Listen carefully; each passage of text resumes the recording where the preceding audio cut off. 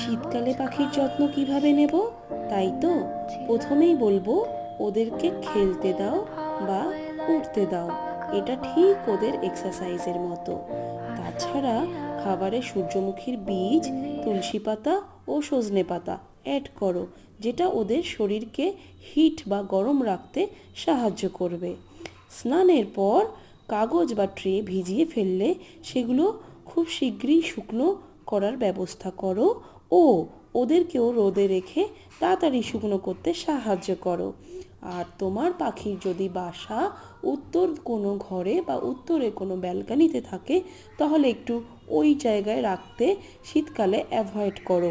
একান্তই যদি রাখতে বাধ্য হয়, বারান্দাটা ঘিরে নাও, নহলে ওদেরকে একটা মোটা চাদর দিয়ে সন্ধ্যের পরে ঢেকে দাও। আর বাসাটা অবশ্যই পরিষ্কার পরিচ্ছন্ন রেখো, দিনে 2বার জল পাল্টে দিও।